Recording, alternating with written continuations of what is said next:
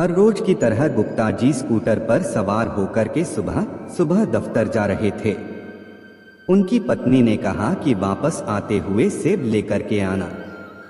जब ऑफिस की दिशा में रवाना हो रहे थे तो फ्लाईओवर से पहले ही एक सड़क किनारे बैठी हुई एक महिला दिखी जो सेब बेच रही थी। उन्होंने अपना स्कूटर रोक लिया और सवाल किया, क्या भाव है माताजी? महिला ने उत्तर दिया, 40 रुपए किलो। इस पर गुप्ता जी मोलभाव पर अड़ गए। गुप्ता जी कहने लगे कि 30 रुपए प्रति किलो। माताजी ने कहना शुरू किया, 35 रुपए प्रति किलो।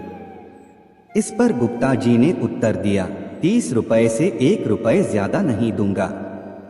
माताजी ने कहा, बेटा इससे कम नहीं, 35 रुपए प्रति किलो ले लो ना। गुप्ता जी ने अपने स्कूटर की रेस बढ़ाई और कहा, 30 रुपए से 1 रुपए ज्यादा नहीं मिलेगा।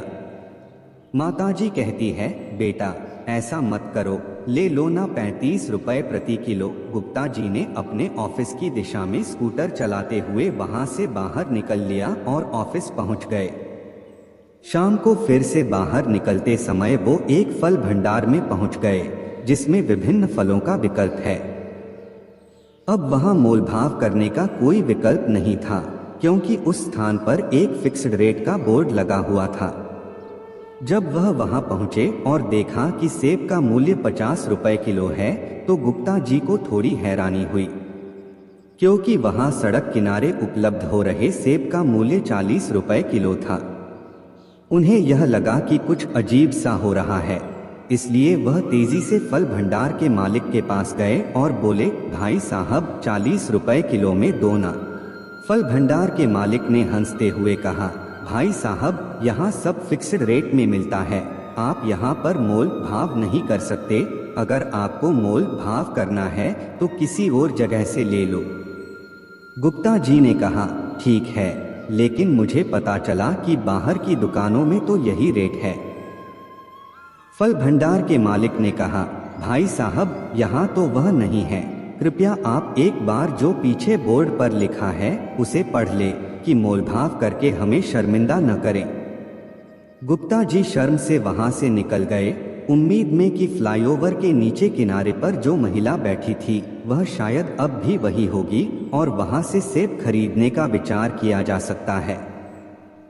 उन्होंने स्कूटर को दौड़ाया और पहुंचे तो वहां महिला बैठी हुई थी।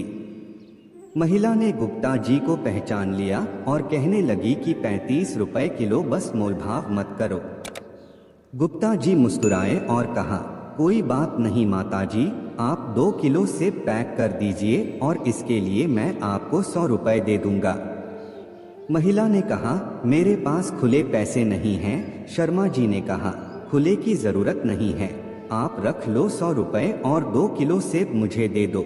महिला ने मुस्कुराते हुए कहा, आपका बहुत धन्यवाद। गुप्ता जी ने कहा कि मैं अभी अभी एक बड़ी दुकान में देखकर आया हूँ, वहाँ पर भी सेब 50 रुपए किलो ही मिलते हैं, तो वहाँ से लेने से अच्छा है कि मैं आपके यहाँ से ले लूँ। माता जी की आंखों में आंसू आ गए। उन्होंने कहा, मैं कैसे बताऊं, हमारी स्थिति इतनी कठिन हो गई है कि सड़क किनारे फल बेचने में मजबूर हूँ। मेरे पति की मृत्यु हो गई थी और वे बीमार थे, कर्जा भी बढ़ गया और हम सबसे सहारा मांगते रहे। इसी कष्ट से बाहर निकलने के लिए मुझे सड़क किनारे ये फल बेचने पड़ रहे हैं। यह एक आशा है कि कोई इसे खरीद लेगा, लेकिन कोई खरीदता ही नहीं।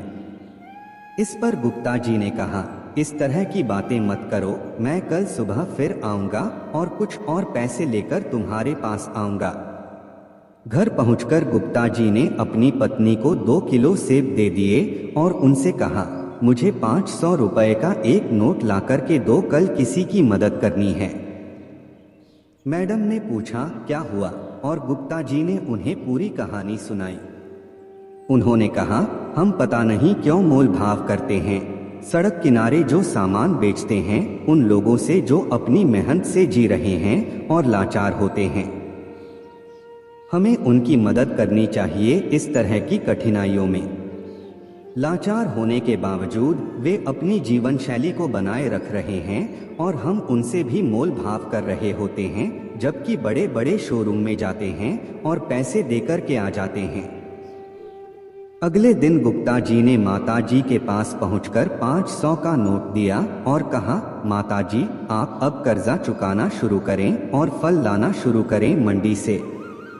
माता जी ने कहा, बेटा तुम्हारे 500 रुपए का कर्जा मैं कैसे चुकाऊंगी। गुप्ता जी ने कहा, चिंता मत करो, मैं आपसे फल खरीदता रहूंगा।